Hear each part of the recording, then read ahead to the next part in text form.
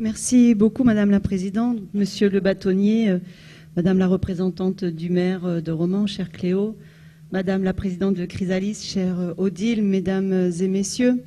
Tout d'abord, moi, je voulais vraiment saluer le travail qui est fait par l'association Chrysalis et Odile avec l'ensemble des bénévoles qui constituent cette association pour tout le travail qu'ils font tout au long de l'année, bien entendu, tout au long de leur mission, mais aussi pour avoir eu l'idée, avoir eu envie d'organiser cette journée de rencontre, cette journée de partage qui fera avancer chacun d'entre nous sur cette question aussi importante qu'est la situation d'un enfant victime, d'un mineur victime, d'un mineur qui doit malheureusement, quelle que soit sa situation, rencontrer le parcours judiciaire parce qu'il y a eu un ou des événements dans sa vie. Alors, effectivement, moi je suis députée depuis les dernières élections à la commission des lois et il s'avère que j'ai été amenée à travailler sur les questions de la mise en place de la politique, en tout cas la mise en cohérence de la politique de l'aide aux victimes au sein du ministère de la Justice. Et dans ce cadre, la garde des Sceaux m'a confié une mission ministérielle pour faire un point, un état des lieux sur la manière dont l'aide aux victimes est organisée dans notre pays et surtout trouver des idées et des pistes pour que ce système associatif, puisque l'aide aux victimes dans notre pays est organisé autour du monde associatif, que ce système associatif puisse continuer à exister tel qu'il existe. Donc, c'est ce que j'ai fait. J'ai travaillé pendant plusieurs mois, j'ai rencontré plusieurs acteurs. Et en fait, alors, j'ai effectivement donné des pistes, mais surtout, je crois que le résultat de ce rapport, qui est conforté par la garde des Sceaux, par la ministre de la Justice, il est que dans notre pays, nous voulons préserver ce système du monde associatif qui s'occupe de l'aide aux victimes. Nous voulons faire en sorte que ce dispositif, qui est quelque part une délégation de service public, puisse continuer à fonctionner comme il fonctionne, voire même s'améliorer, et surtout, que l'on n'aille pas vers un dispositif qui ferait tomber l'aide aux victimes dans le domaine privé, dans le domaine assurantiel, et qui ferait que toute personne en France qui se retrouve face à la justice parce qu'elle a subi une agression, un préjudice, un acte délictuel, et bien que cette personne soit obligée de faire appel à une assurance. Parce qu'elle est assurée, elle pourrait être accompagnée dans son soutien, dans l'aide aux victimes.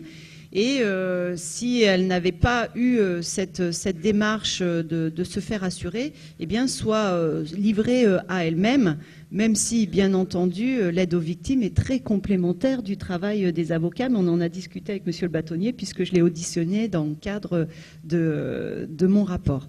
Donc, préserver l'aide aux victimes qui avait été imaginée en son temps par Robert Badinter et qui est une force dans notre pays. Mais pour cela, il faut trouver des moyens financiers pour aller en ce sens.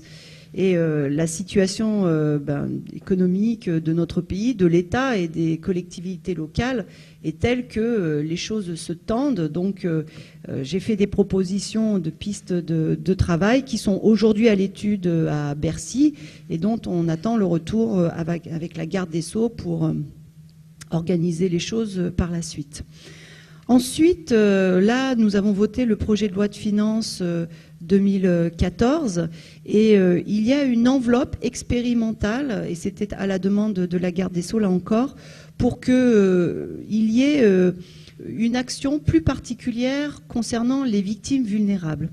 Aujourd'hui, il n'y a pas de précision sur le sujet dans la politique nationale d'aide aux victimes. Alors les associations, elles, peuvent décliner les choses comme elles l'entendent sur le territoire, mais la garde des Sceaux voudrait que l'on travaille au niveau national de manière un peu plus précise sur la vulnérabilité des victimes. Car une victime n'est pas égal à une autre victime. En fonction de la situation de cette personne, de sa capacité à pouvoir organiser son parcours judiciaire, de pouvoir être son accompagnement dans ce parcours humain, en fonction de son entourage et en fonction de son âge. Et là, on vient justement aux mineurs.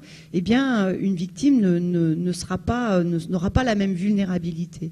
Et donc, il va y avoir des expérimentations qui vont être faites en France sur la vulnérabilité des victimes.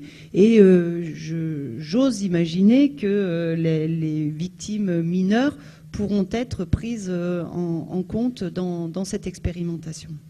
Donc vous voyez, les choses sont réfléchies au plus haut niveau de l'État. Bien entendu, toutes les actions, toute la chaîne humaine qui peut se mettre en place, la chaîne humaine que vous représentez les uns et les autres pour accompagner l'enfant, le mineur, dans ce parcours est aussi très importante et je salue le travail qui a été fait dans la Drôme pour ce point d'accueil des victimes mineures pour les auditions et pour les entourer dans ce moment très intense et qui peut être un moment de haut risque pour la victime mineure. Mais j'ai aussi en tête d'autres expériences, d'autres actions qui sont menées dans d'autres territoires. Et notamment, j'ai eu l'occasion d'aller à Bourg-en-Bresse, où là aussi, il y a une association d'aide aux victimes qui a créé une unité d'accueil pour les auditions des mineurs. J'ai eu l'occasion de visiter cette unité.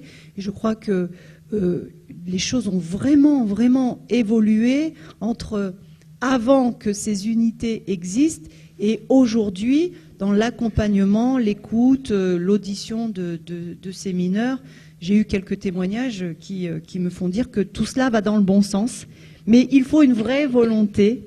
Il faut une volonté politique parce que l'argent public vient soutenir ces actions. Mais il faut une volonté de tous les acteurs parce que, comme je vous le disais, nous sommes une chaîne pour aller plus en avant et pour être toujours plus dans l'accompagnement